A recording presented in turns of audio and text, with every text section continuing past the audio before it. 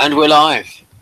And we're going to be reviewing an episode of Homicide. It was actually quite good. You say it like you're surprised or something.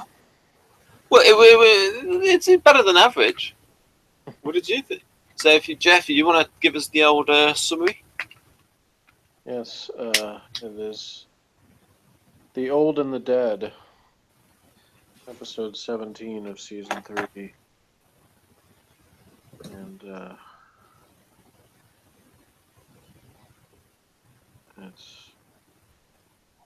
don't know why they do it this way, but the writer was Randall Anderson. Oh, I have to grab for that. Played by Henry Brommel and Jorge Zamancona. Directed by Michael Fields. I forgot that I had the grabs. Yeah. There you go. The recap. Jogging on a pier, Munch is seen whipping Bolander back into shape, physically and mentally, as Bolander prepares to be tested to see if he can get back on the job. Bolander does take the test and is deemed competent and can go back to work. Howard is back at the precinct, but obviously doesn't get the warm welcome she had envisioned. She is angered as her desk has been moved away from Felton's and her fellow detectives haven't given her the same reception as they did for Bolander. Howard feels some love when Bolander hands her a pendant. Bolander and Munch investigate the murder of a wealthy elderly couple found dead in their home. In talking to the medical examiner, it appears the couple has been beaten with a blunt object. Bolander is having trouble sleeping and pays a visit to Munch to stay the night. Bayliss and Felton investigate when a body is found buried in a backyard. The body that is just bone now was discovered by a woman walking her dog. The detectives talk to the two men living at the home where the body was found. As it turns out, the skeleton is the remains of the father of the two men, who say they couldn't pay for a proper burial, so they did it themselves. The detectives eventually end up at this house again and arrest the two men after they find out they have been collecting money on their dead father's behalf. Meanwhile, the precinct's plumbing is messed up, pipes are bursting, and floods are evident. Giardello is furious and does some investigating on the side. G comes to the conclusion that Granger has signed plumbers and his family to do a contract, and they have been ripping off the city, overcharging for parts, etc. Barnfather later tells G that Granger will be retired and Russert has been named his successor. G is furious yet again, feeling that he has seniority and should have been up for the job. Bolander and Munch talk to the grandson of the murdered elderly couple and take him for questioning after he makes conflicting statements. After Bolander allows the grandson to open up to him and tells Munch to take a walk twice, the kid confesses to the murder, saying he beat them with his lacrosse stick. So there you go. Am I right in predicting that the actor that played go on to win many Oscars and Emmys? I have no idea. I don't even remember his name. There we go. Hope he's doing well. Yeah. Still, he got on TV. Yeah. And every time that episode's shown. Right. All right, so I heard a rumor that you made lots of notes, so... Yep, I showed it on so screen. What did you think? The Old and the Dead. Well, what I'm going to try and do is get it all synced up. First of all, we had... Now, did I wrong with this scene? Because, one, she looks really nice in this... I like a woman in uniform.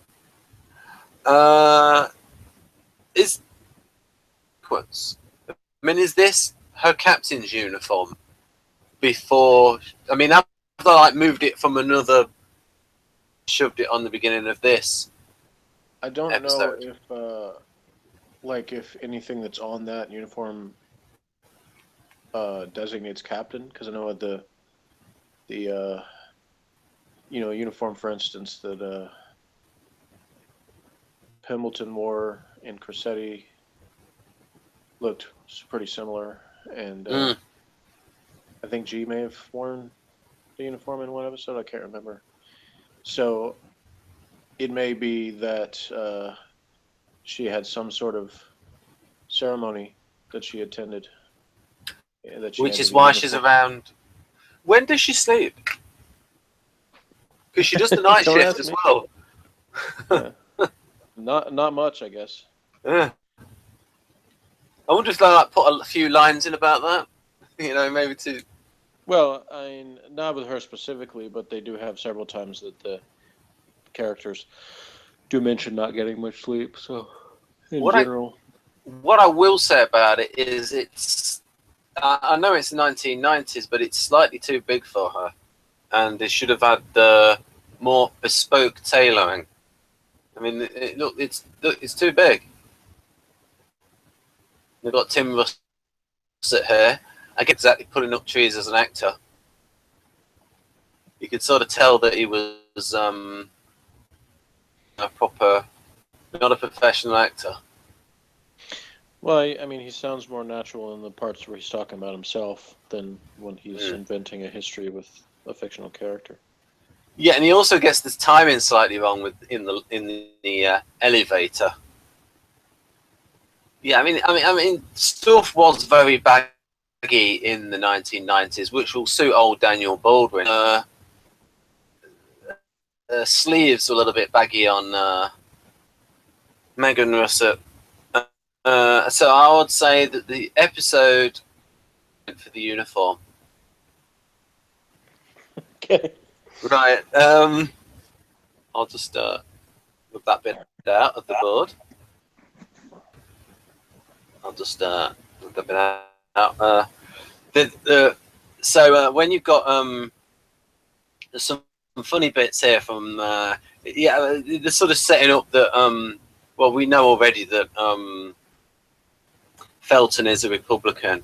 I like that bit. That Newt Gingrich is really something, huh? I like Felton when he said that to. Yeah, yes, about Newt Gingrich and Bob Dole at one point. Yeah. Do you think Bob Dole will win in '96 or do well in '96? Yeah, And it's then you've got funny to hear that after all these years. Yeah, Because this episode aired in the spring of '95, yeah. so It really it makes you think, bloody hell, this program was on ages ago. yeah, so it was a whole year before, the presidential campaign. Although the campaign started in '95, like they always do. But I mean, start a year before the thing. And then this bit was when Megan. Now they could have had a rejoinder about like when she says it doesn't say much for your love life these days, but if you're up early Sunday mornings with my cousin, and then he could reply, yeah, well, whose fault is that? You could have given her a look. What I wonder She ended it, didn't she? Well, they sort of both did, but was Russert her married name, and she married into Tim Russert's family, or does she go back to her maiden name after her husband died, and she's related by blood to Tim Russert? I don't know, but I've got a question here for you, Jeff. What's that? Do you have a cousin who's a fictional character in a TV series?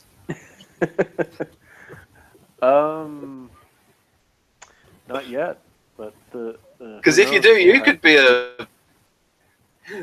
Pardon? Not yet. But... Yeah, who knows what'll happen in the future? So. Yeah, and when they tested.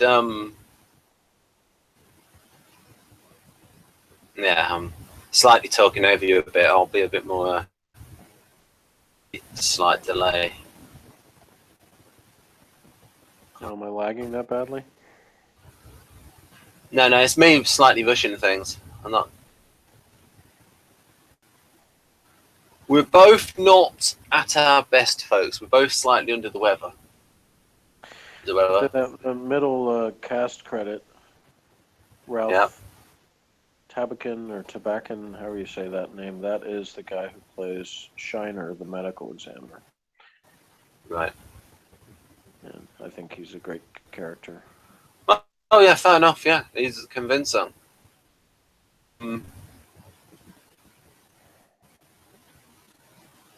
That was a nice touch where he just like was on the towel on the Bolander's using around his neck. That towel there, just wipes his nose on it. An ENTP-ish thing.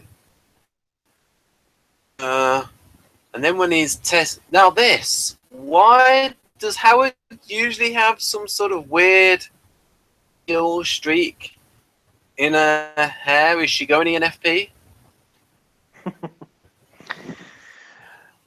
Not that I know of. I wondered about that too, but I don't know if you know, maybe his hair care product going wrong. I mean, That, sometimes I know, ask the redheads, because I know they, you know, gotta have different things that affect the color of the hair. Like I didn't know until recent years, I guess, that some like natural blondes and redheads have like more problems with their hair changing color in weird ways if they don't use certain hair care products and stuff. Well, actually, people being ginger is actually the result of a genetic mutation.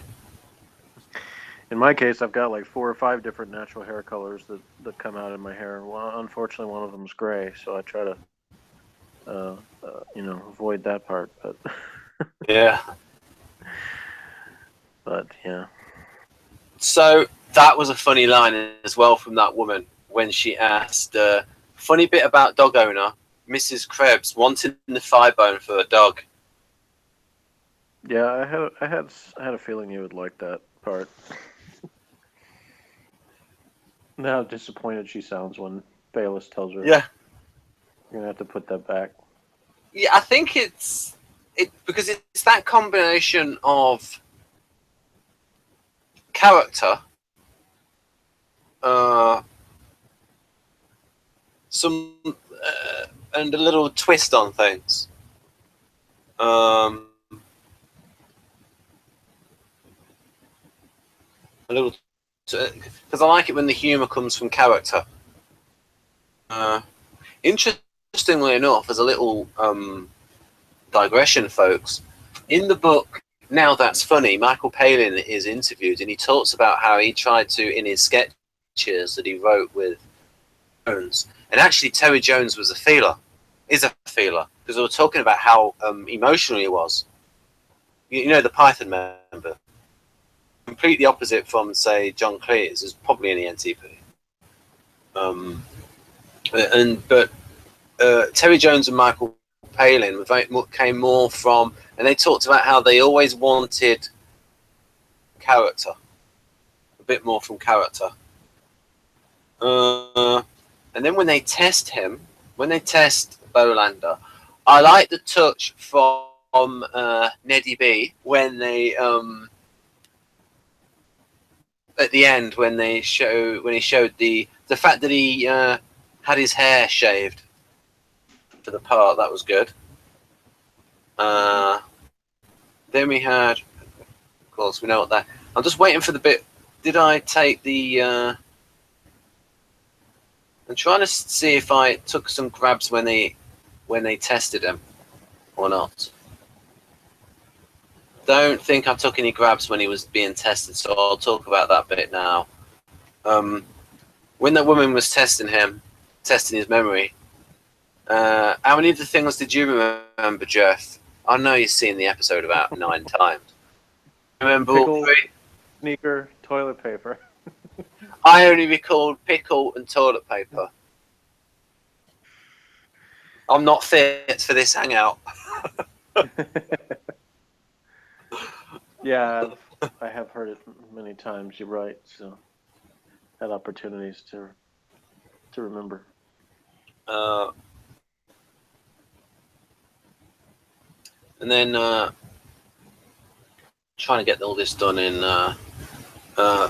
I don't think the actress that plays Kay Howard is going to win many awards for calligraphy based on Gasparino there. Yeah, though Morgan said he liked the flair to her writing, though. I was about to do a double take when you said she wasn't going to win many awards, considering that. At first, I thought you meant for acting. I was like, well, she did win an Oscar just a few years ago, so. Yeah, I mean, yeah, which is okay, right? I mean, she's only in like for a second or two in episodes season that I thought her choice rather than her performance was not bad, but not what I would have suggested. But otherwise, no problems with her acting, and it's good So when you you can don't. see that by that board that during the time that Stan was out when he was shot, there were 20 cases because his last one was 38 and then this next one is 58. Oh, I didn't know that. Oh yeah, this bit here I've written. I've got the screen grab. I thought her reaction was I think good. that's a nice touch in the details. That it's realistic to say, well, as long as he was out, Yeah. This there would be reaction. it wouldn't have been a number really close. Yeah, this reaction shot here was. I mean, maybe it should have been more of a close up, but maybe I've not caught it at the right time. Kay not getting a big welcome back like Stan. Her reaction shot. You know, she was expecting a bit of a bigger. Yeah, I'm not really sure that I interpret it the same way. Like when I read that part of the recap, like I never really read it as at her being that was a look of like, oh, why aren't they making a bigger deal over me? It didn't strike me that way. It was kind of more of a contemplative thing, like when later when he gives her. Yeah, it did. I think it's just something that she noticed. That she noticed the difference. Yeah, I mean, because I see that look, and that's one of we've talked before about like how when I'm aware or unaware of the way when I'm expressing emotions, like to me it always seems like it's all written on my face, but I know that some people don't see. And that was a very familiar look to me, that look that she was giving, because when I give that look, it's more of a compassionate thing than it is feeling sorry for myself in any way. I liked these two guys. I thought they were good. Yeah, they were convincing as not the sharpest tools in the box. Yeah. To put it politely. Right. And we got a little bit of turnabout from earlier season where we talked about Felton, how he referred to the street as Fremont, and Frank didn't like that because it was MLK now. And, they talked about black versus African American and all that stuff. And in this episode, you had Felton being the one who was telling Bayliss, like, I can call it Billytown, but you can't because I'm from here. Yeah. I mean, it's a bit ridiculous calling it so many streets MLK when people are just going to get lost. I mean, if you're going to do that, you might as well do what New York does and put a number after it and go like MLK 6948 or something. I mean, we might have about 6,000 MLK. Pardon? I said Carl is not amused by what you're saying. Who's Carl? Actually, he was Brett. I forgot the other guy was Carl. The guy you have on screen right now. He's not amused by what I'm saying? Yeah, he's not. Look at his face. Okay, he's reacting to me. Focus, Ben. Focus. Over 20 years later. Yeah. Yes. Right.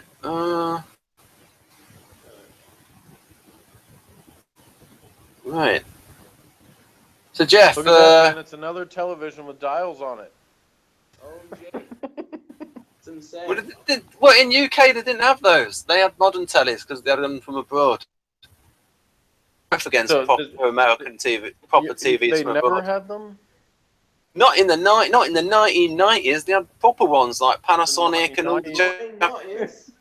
So they had people, what, come in and repossess your television and replace it with a new one for you? I mean, Well, everybody just got a free one? mind you, it's believable that these fellas would have a TV that's like old. So Jeff, so when you saw the inside of their house, how neat did you think it was? I didn't think about such things. Okay. Right. Great question. Right. Rude, but like a nice Lewisism, or what would we call it? A Meldrickism. When he asked him where's Stanley, and then where's Stanley Bolander or whatever, and he said, "Little round guy with the old scarf." I like that bit. And there was some. This was a funny scene with. Okay, that's the scarf scene. This one here, in between G and Granger. We'll have to use our imaginations about what that is. Try and think of something more pleasant. So there was some good lines. When Granger said to me, there's just the line when they're complaining about what's going on. They do good work, and then G says, "How can you say that? They've made it worse." Mm-hmm.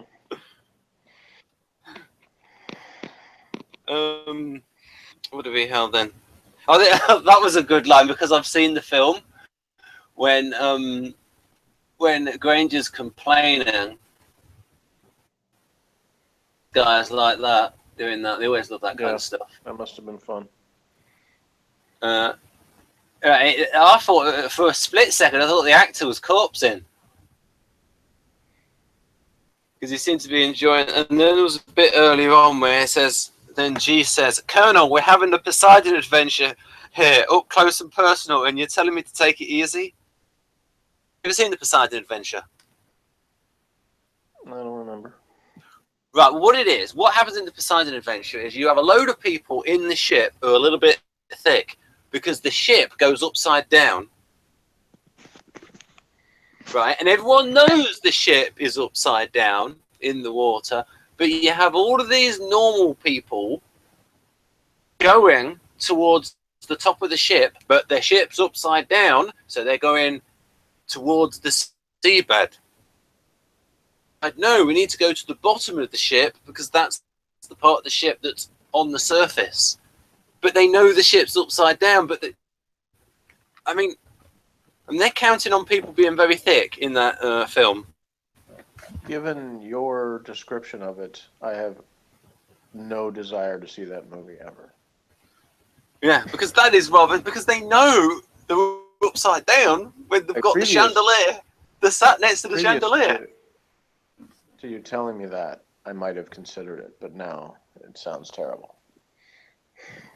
I tried to get this little grab of just about got it. Her reacting to this, what is it, ice cream van? He wanted to get in the shade because you don't take somebody else's spot. It's like if you're a window cleaner, you don't take somebody else's round. Yeah, I liked that because Howard has that she's sympathizing because she's like, yeah, my spot got taken. I know exactly what you mean. Yeah, but I had to be quick in getting it because it only lasted a few frames, so I had to roll back a bit and then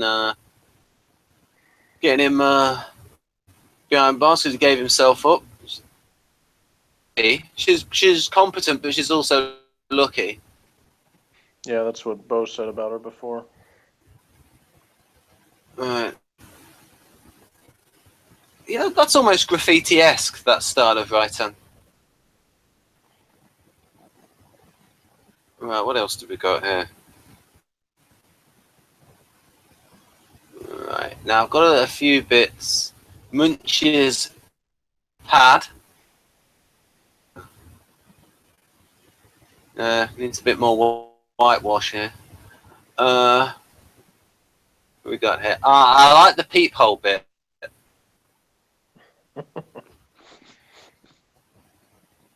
Right. Now we're getting towards the serious scene towards the end. A little more grabs of his gaff. His residence.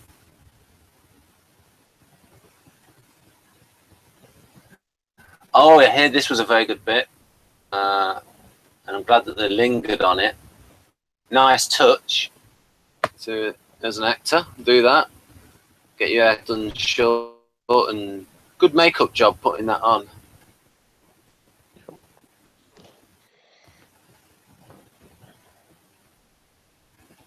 And then this good reaction is that he's not going to be promoted, and Russell is. The numbers that he's sort of been there 30 years, and she's been there 10. They mentioned something like 75% of the city is black.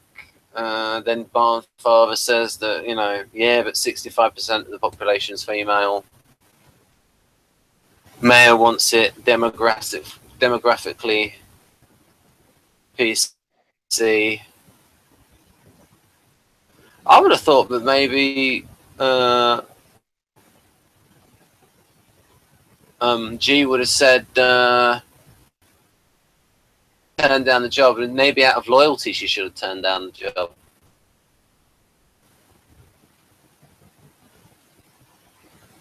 Right. Yeah, I think she's looking at it like, you know, if I turned it down, that, you know, a couple of things. One, it wouldn't necessarily have gone to G, and two, that she would probably never get it. Like, you know, she'd be passed over the next time too, by not doing what the bosses wanted. Mm. Kind of like you saw what the, you know, Commissioner Harris did to Pembleton when he turned down something. So it's kind of like that sense of you better take the things when you have the chance. And at least now she can get some sleep because she's up night and day. Yeah, maybe so. Because she is the night shift commander. Yeah. As we mentioned earlier on, I mentioned that bit there. That leaves the question: who will replace her as the night shift commander? Will they offer it to Pembleton again? Well, he probably won't take it because, you know, one of the more popular characters. Unless he's an insomniac too, and he likes to want some double pay. Right, so I think that's pretty much it. I'll give it about an 8. What are you gonna say? I was just saying I'll give it about an 8. Yeah, well, you started to say something after that. Did I? Yeah, you did. Oh, I think I was maybe it's half a point for Russell being in uniform, maybe. I think I said that earlier on. Okay. Well, I was going to say... I mean, any more detail? I mean, I made all those notes. I mean, what more do you want?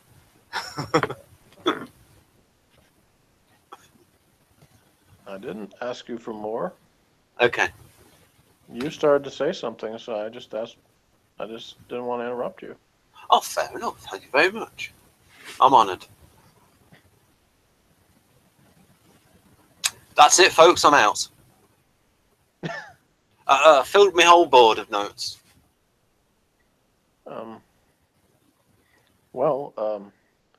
I enjoyed this episode quite a bit as well, especially for the scenes with Bolander. You know, we kind of followed his journey, although I was a little bit surprised and think, you know, maybe it ended up being scene cut for time or whatever, but I was surprised that, you know, when we had the scene where Bo saying, you know, Howard's upset saying he can go out on cases and she can't, and Bo's like, well, I did my time behind the desk, you know, which implies because G said he was going to have 2 weeks behind the desk before he could go out, so it implies it's been 2 weeks since then, and Howard and Bolander are coming back at the same time, yet Bolander is allowed to go out on the case. So I was surprised we didn't have a scene with Howard asking G, hey, how come he got to do that and I'm stuck here? Because that kind of, there was no reason given for why. I mean, even if it was, I mean, she could have said there was something sexist going on that could have like sort of juxtaposed that with the later scene with Russert getting the promotion because she's female. So I kind of have this feeling like maybe they had that in there and just had to cut it because there was so much other stuff in the episode. Well, maybe it could have been something like, well, it depends on the nature of the injury. I mean, because Felton was sort of hobbled, and theirs was more of a physical injury. True, if that was the case, I think somebody should have stated it. That something about Howard's injury made it less, she would be in more danger if she went on the street or something like that, as opposed to because they sort of stress that with Bolander, they're seeing if he's mentally ready, but they don't really talk much about the physical aspect of it. So, exactly. I mean, the physical stuff would probably be easier for him than concentrating on stuff because someone who's openly stated on our channel, the Wasteland channel, that we know someone who's recovering from a brain injury, and it's the amount of time taken to like concentrate on stuff. So it's the So when you gave the review, was that our friend David Morris, or was it just somebody else? What do you mean? Isn't there some guy who's called David B2K Morris or something? Yeah. Have we heard his review? I didn't read it in this episode. No, I just read the recap. Oh, well, what about his review? Do you want to hear it? Yeah, I like him. He gives good reviews. This isn't one of his better reviews, which is why I didn't make a big deal about reading it, but I can. Yeah, that'd be nice. I don't think it's a very good one. He makes several mistakes, and I don't agree with his assessments of things, but. Oh, okay. Anyway, and there's too many spoilers in it. That's part of it too. Okay. So I'll have to skip over those parts, but it'll make it shorter. So it says, Homicide may have handled the shooting of the 3 detectives in atypical fashion. See, this is the part that doesn't make any sense. The first part doesn't make, but they handled the detectives' return in a typical TV way, even though Stan Bolander took a bullet in the head and Kay Howard took one in the heart less than a week ago. See, that isn't true, though. It wasn't less than a week ago. Yet here they are returning to work less than a week later. So I don't know where he's getting that from, because they not only is it been more than a week, they imply it's been 2 weeks just since Felton came back. But anyway, not only is this dramatically cheap, it misses a great opportunity to get drama out of the long recovery practice. Then again, maybe the writers hurried the detectives' return because they didn't know if they would be back next year. That complaint aside, The Old and the Dead is a very effective episode of the series, mainly because it focuses the attention on Ned Beatty and a Bolander-centered episode, the first we have really had since Grassetti. Even though his recovery is fake, Bolander's reactions to what has happened, the shooting, the possible brain damage, his concern that he can still function as a detective are genuine. And though it's hard to believe that the Baltimore PD would let a detective go back to working cases as primary their first day back, look what Felton needed to go through in Law and Disorder, or what Howard has to go through in this episode. His concerns of being a good detective are very valid. At first, we see his shakiness at the crime scene at the ME's office with the victim's son, but it soon becomes clear, especially in his interrogation scene with the young killer, that his mind is still intact. The psychological effects are a different story. He still isn't sleeping well, and he's reflecting on how his life has gone. When he turns up at Munch apartment, it is pretty clear that he has some philosophical problems. He is concerned about what will be left of him when he dies. That he doesn't really have anything, and there isn't going to be any sign that he existing when he dies. Yeah, this troubles him. Yeah, he only has a couple of thousand in savings.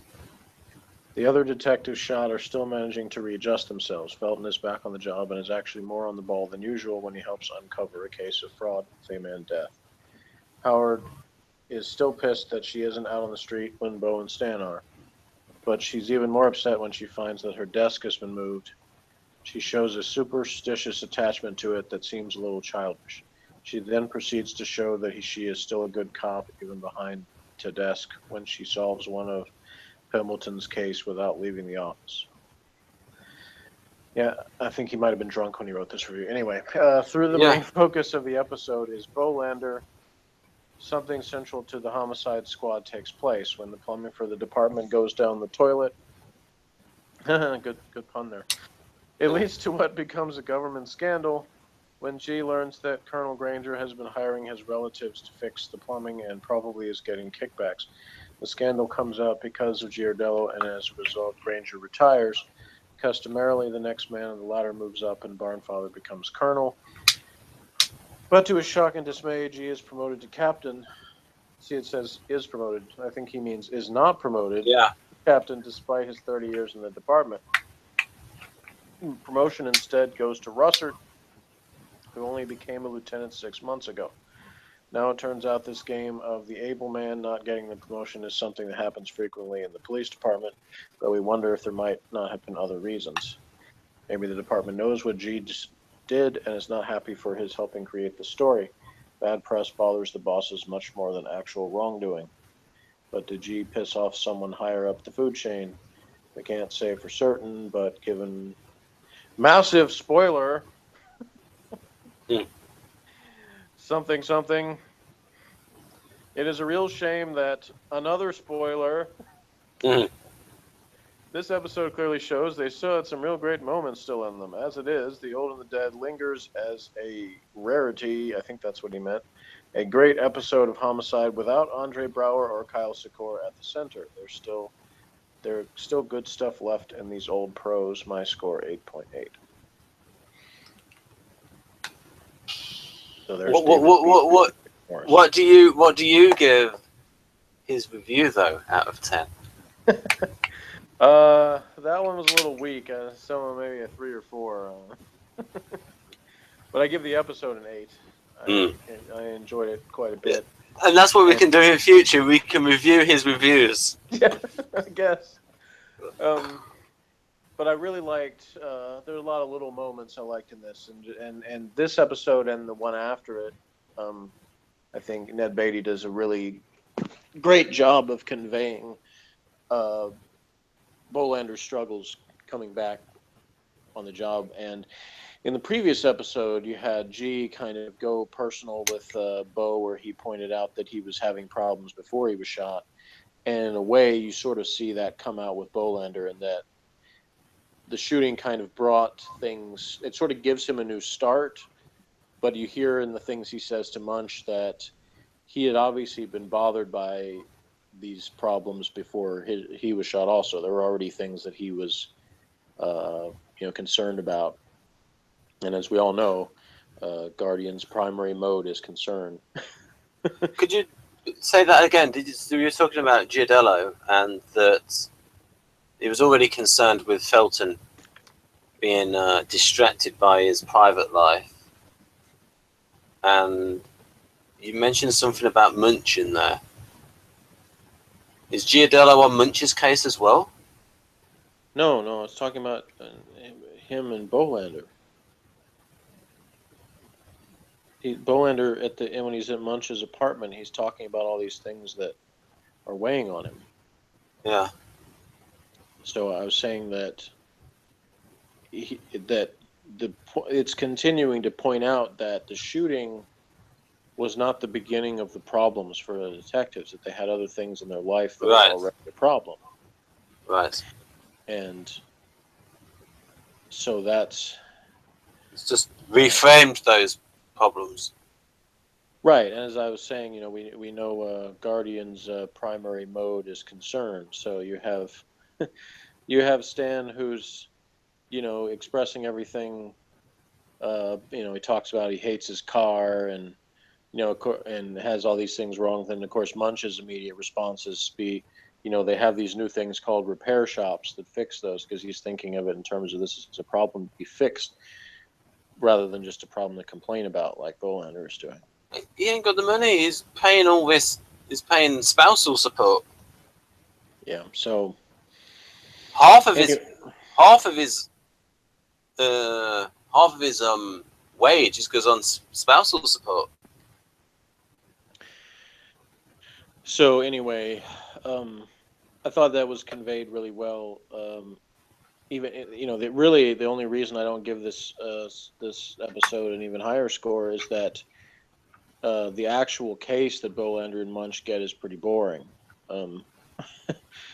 There's not I don't like it. Yeah, there's not a whole lot to it other than just to establish the things in terms of how they react to it, and to allow them to do a little bit of the good cop, bad cop routine with, Munch being the one who yells at the kid, and Bolander coming off like, because he knows the kid has the problem with his father, he kind of comes in as the father figure, kind of, I'm going to be the gentle one.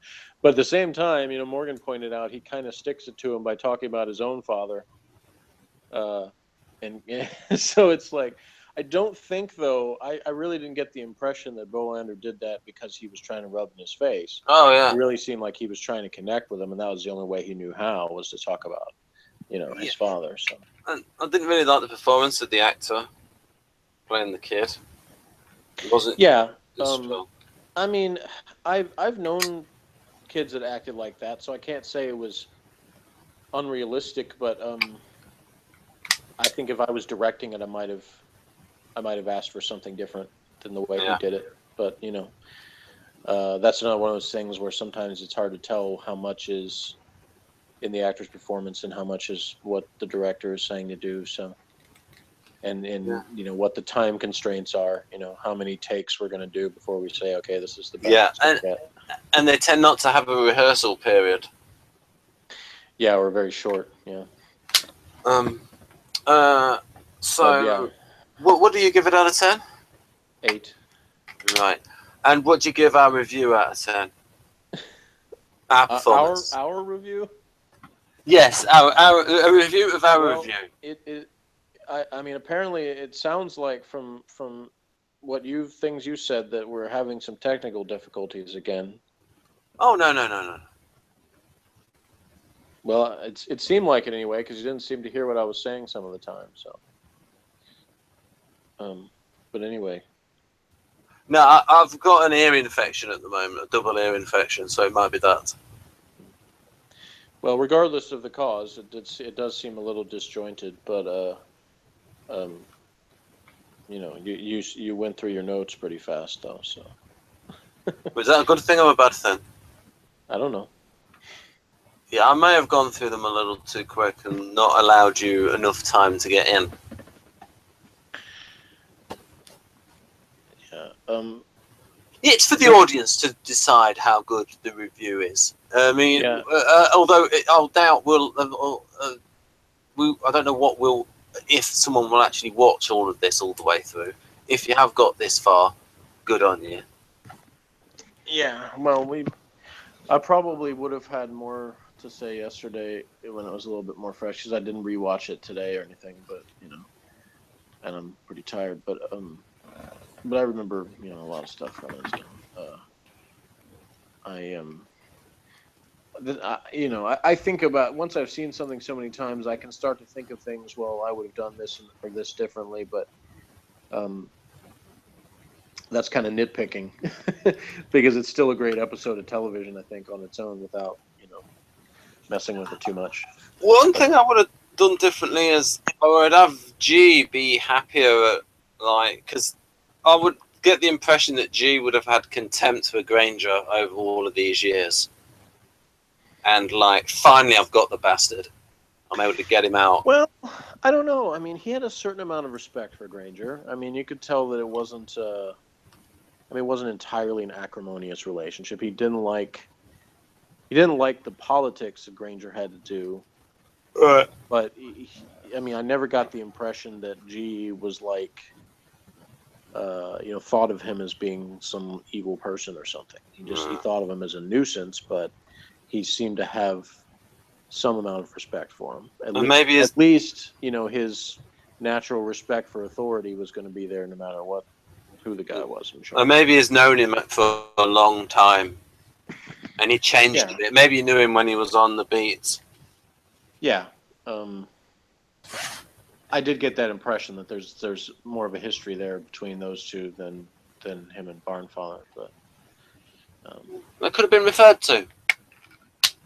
yeah. And again, that's another thing that you never know what was in the original script versus what makes it to screen, unless you actually can find a copy of the script, which there's actually a couple of Homicide episodes that I've been able to do that with, but this is not one of them. So.